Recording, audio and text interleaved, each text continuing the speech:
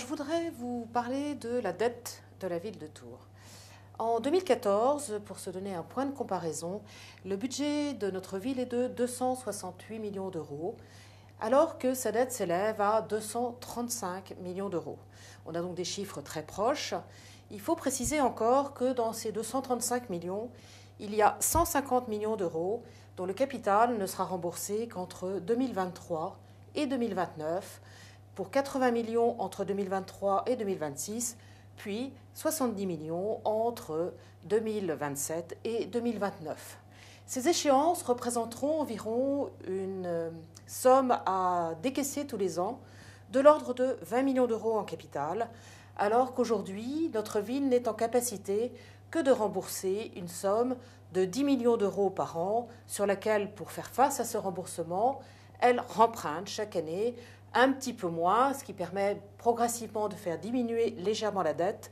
Elle remprunte entre 7 et 8 millions d'euros chaque année pour payer ces 10 millions. Demain, dès 2023, il faudra donc dégager 10 millions de plus, puisqu'il faudra rembourser 20 millions d'euros. En termes de taux, notre dette supporte un taux moyen de près de 5%. Dans cette dette, il y a un total d'emprunts pour 28 millions, dont le taux est supérieur à 9%, ce qui est quand même extrêmement élevé par les temps qui courent. Et surtout, nous avons un emprunt toxique de 20 millions d'euros contracté en 2006, dont l'échéance tombera en 2016 et dont le taux est supérieur à 27% aujourd'hui. Il s'accroît mécaniquement chaque trimestre de 1,8% et donc il risque de finir à 50% d'ici l'échéance. Le remboursement des emprunts qui n'interviendra qu'à partir de 2023, génère pour la ville une charge d'intérêt de 12 millions d'euros par an sur une charge totale financière de 14 millions, ce qui est donc considérable. Et on est dans la configuration où notre maire a donc fait le choix d'étaler les emprunts, de les renvoyer à des dates ultérieures, une fois qu'il ne sera plus aux affaires, en faisant mine de diminuer la dette progressivement, mais de manière toute relative, comme le soulignait d'ailleurs la Chambre régionale des comptes en 2010, grâce à un emprunt chaque année légèrement inférieur au remboursement donc, de ces 10 millions que nécessite effectivement l'apurement progressif de notre dette.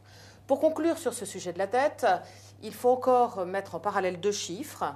La dette par habitant de Tours, pour une population d'environ 138 000 habitants, un peu supérieure, est aujourd'hui de 1 600 euros, alors que pour les villes de la même strate, à savoir les villes de plus de 100 000 habitants, hors Paris, elle s'élève à 1 080 euros. Donc nous remboursons tourangeau, enfin nous avons une dette chaque année supérieure à 50% de ce qu'elle est chez nos voisines, de même configuration en termes de population. En 2012, nous étions à 1 700 euros de dette par habitant et il faut prendre en considération le fait que nos voisines, à savoir Angers en particulier, avaient une dette de l'ordre de 150 euros, Le Mans 580 et Orléans 670. Donc on était extrêmement supérieur à nos voisines et ce n'est pas un hasard si le JDD nous classait alors, l'année précédente 2012, en 7e position des villes les plus endettées de France. Le vrai problème de cette dette, c'est que nous n'avons pas de capacité de remboursement qui est générée par l'activité de la ville, pas de capacité de remboursement, pas de nouvelle capacité d'emprunt, et donc des difficultés pour mener à bien des investissements d'envergure dont notre ville aurait besoin pour poursuivre son développement et renforcer son attractivité.